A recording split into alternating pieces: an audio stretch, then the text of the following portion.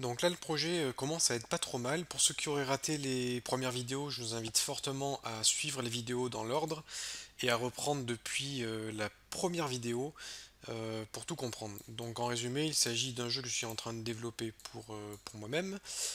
Et je partage avec vous donc le développement de ce jeu du début jusqu'à la publication, de façon à vous montrer comment se passent bah, les différentes étapes de conception d'un jeu lorsqu'on est développeur indépendant. Donc là, l'idée, c'est qu'on est dans un défouloir avec un peu d'hémoglobine. Et le but, c'est de propulser le pantin pour lui faire mal, pour qu'il se cogne dans le décor. Euh, Hop, on va quitter. Pour ceux qui seraient intéressés pour participer à l'aventure, n'hésitez pas à vous inscrire à la liste d'attente des bêta-testeurs. Si vous vous inscrivez, vous recevrez l'accès au bêta-test lorsque le jeu sera publié. Et si vous avez des idées, suggérez-les moi en commentaire de façon à ce que je puisse les intégrer au projet. Donc j'ai dit que j'allais faire le maximum de choses par moi-même, puisque j'aime bien tout faire. Par contre, certaines étapes du développement seraient beaucoup trop fastidieuses. Donc au niveau de la modélisation 3D de la ville, je vais partir sur un pack que j'ai acheté sur l'Asset Store et je vais immédiatement mettre en place cette ville 3D. Donc ce que je vais faire, c'est que je vais supprimer le niveau, je vais supprimer tous les cubes et je vais importer une ville 3D récupérée sur l'Asset Store. Donc là, principalement, ce que je vais faire dans cette vidéo, c'est adapter le, le prototype de façon à le mettre dans son environnement réel. Je vais donc aller sur le package manager de Unity pour pouvoir retrouver mes assets. Et la ville que j'ai achetée, je ne sais plus comment elle s'appelle, je vais juste taper City et je devrais la retrouver sans trop de soucis. C'est Cartoon City Pack, qui est une ville 3D assez sympathique. Donc le package fait 320 mégas, je vais vous épargner le temps de téléchargement et d'importation et on va directement passer à la visualisation de ce package qui est déjà dans mon projet. Ici j'ai une scène de démo. Alors par contre il y a du brouillard, je vais aller dans Lighting, Environnement et je vais décocher le brouillard. Et là on retrouve bien la ville que j'ai achetée. Donc voilà l'environnement dans lequel va se dérouler mon jeu. On a quelque chose d'assez sympa. Ici, on a le terrain, on a de l'herbe, on a des arbres, on a des poteaux. Dites-vous que chaque objet, chaque objet, ça va être un objet avec lequel on va pouvoir rentrer en collision et ça va vraiment être sympathique.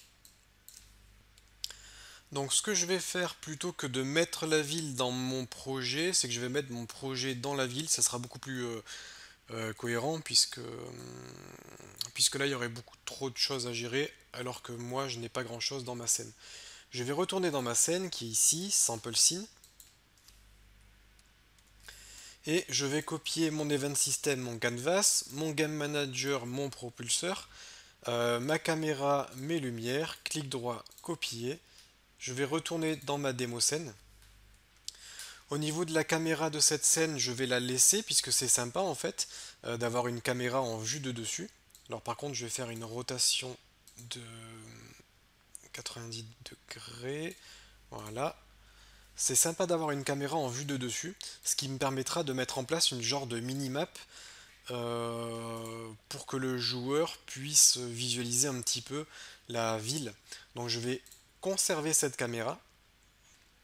Par contre, cette caméra, je vais lui mettre une profondeur de 0 ou de -1 de façon à ce qu'elle ne soit pas prioritaire. Ensuite, ce que je vais faire, c'est que je vais me mettre ici, je vais faire CTRL V pour coller tous mes éléments. Donc là, je ne sais pas où c'est apparu, un petit peu loin. Je vais essayer de rapprocher mon pantin de la ville. On va mettre le pantin au niveau d'un immeuble, par exemple celui-ci, ça pourrait être pas mal. Donc c'est assez difficile de gérer la position, mais je vais m'en sortir. Voilà, pourquoi pas. Là on n'est pas trop mal. On n'est pas trop mal. Alors, on va voir ce que ça donne. Je vais me rapprocher un peu de tout ça.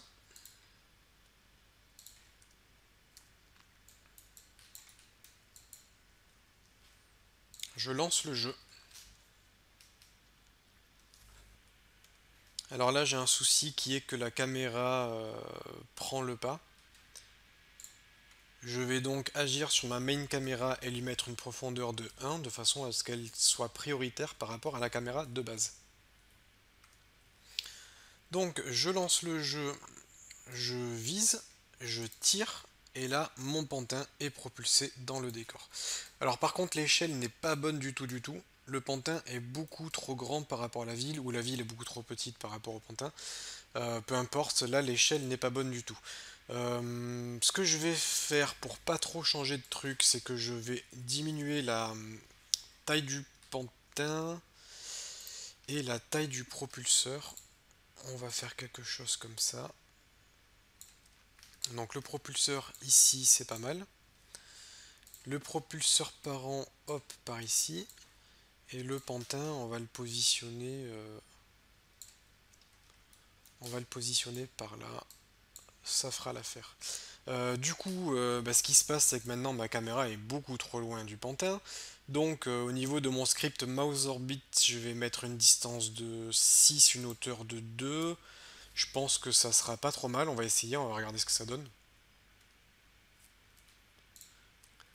Donc là, j'ai juste eu un bug au niveau de mon pantin. Ce que je vais faire, c'est que je vais sélectionner les différentes parties du corps et ajouter au rigid body qui est ici. Je vais ajouter un freeze position pour pouvoir bloquer la position. J'en profite également pour bloquer la rotation pour être sûr de ne plus avoir ce type de bug. Donc là maintenant quand je lance le jeu, j'ai mon pantin qui est bien sur sa catapulte et je peux viser tout ce que je veux et je peux tirer. Alors là par contre la puissance de tir est beaucoup trop grande par rapport à la ville. On a vu également que les particules là c'était pas terrible donc je vais vraiment supprimer les morceaux de chair et juste rester sur un truc classique. Et par rapport à la puissance, j'ai juste modifié une variable dans mon script pour diviser par 5 la puissance. Et on va tester ça comme ça. Je vise par ici, je tire. Et là, on a une puissance un peu plus raisonnable. Même si ça reste encore pas mal, on a une puissance un peu plus raisonnable. Euh, Ce qu'on va faire, c'est qu'on va sélectionner le terrain qui englobe toute notre scène. Ce terrain, on va lui mettre un physics matériel. Donc ce physics matériel, ça sera le ice, ce qu'on a déjà créé ensemble, ce qui va permettre de rendre le terrain super glissant. Pour faire un essai, je vais prendre tous les wood fence ici. Je vais prendre tout ça et je vais les mettre en e-table pour dire que ce sont des objets avec lesquels on peut rentrer en collision. Je vais ajouter un rigid body et je vais cocher is kinématique. Je vais faire la même chose avec toutes les lampes de la ville. Vous voyez, il y en a vraiment beaucoup, beaucoup. Donc toutes les lampes de la ville, je vais les sélectionner, hop, leur mettre un rigid body en is kinématique. Je vais les mettre en e-table. Du coup, on pourra rentrer en collision avec. Ensuite, toutes les poubelles, je vais les sélectionner et les mettre pareil en e-table, rigid body et kinématique. Toutes les barrières métalliques ici que vous voyez, metal fence, je vais faire la même chose. En fait, l'idée c'est que chaque objet de la ville soit un objet avec lequel on peut rentrer en collision, ce qui fait que ça va vraiment créer une réaction en chaîne assez impressionnante, ce qui fait que le jeu va, ne va jamais s'arrêter en fait. Là, par contre, j'ai sélectionné un petit peu n'importe quoi. Hop, rigid body, kinématique et e-table. On va déjà faire un essai comme ça. Je sais pas ce que je vais pouvoir, avec quoi je vais pouvoir rentrer en collision, mais on va essayer. Je vais viser par là, je tire. Poum, et là vous voyez les barrières s'arrachent. Et c'est pas trop mal.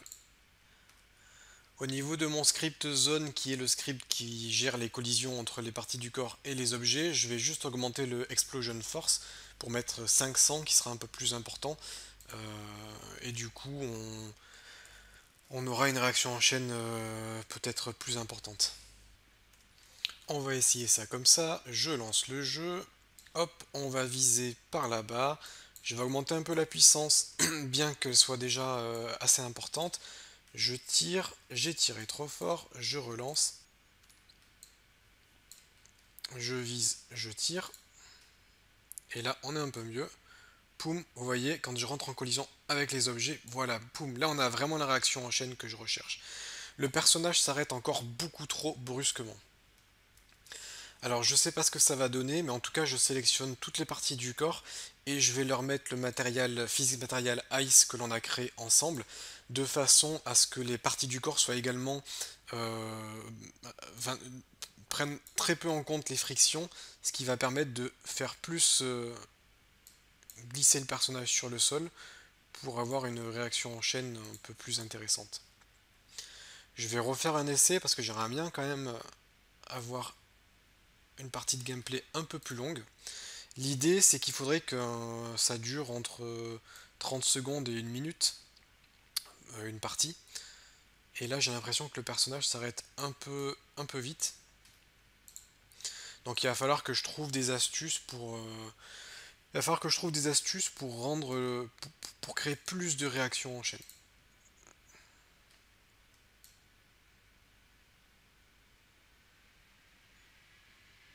Là, c'est pas mal, ça commence à être rigolo quand on rentre en collision avec les objets, mais le truc, c'est que ça s'arrête beaucoup trop vite. Donc je relance le jeu. À chaque fois que je relance le jeu, en fait, vous ne le voyez pas, mais je mets la vidéo en pause et je modifie un tout petit peu les paramètres de mes scripts. Là, par exemple, j'ai un tout petit peu diminué la puissance de tir et j'ai un peu diminué l'effet de Explosion Force lorsqu'on touche des objets, ce qui me permet de pouvoir faire plein de tests, parce que pour pouvoir trouver un gameplay sympa, fun et vraiment dynamique, il faut faire plein d'essais en modifiant à chaque fois les valeurs pour trouver quelque chose qui va convenir, et là je me rapproche d'un truc un peu mieux. Bon, la vidéo commence à être suffisamment longue, je vais m'arrêter là pour ce tuto. Pensez à vous abonner et à laisser un petit commentaire pour me dire ce que vous en pensez, ce que vous aimeriez voir dans le projet.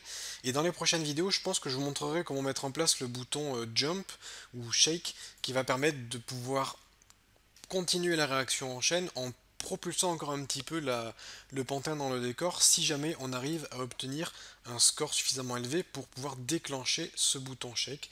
Et on trouvera ensemble des astuces pour rendre cette ville plus vivante et pour, comment dire, faire en sorte de forcer un petit peu les choses pour qu'il y ait plus de réactions en chaîne.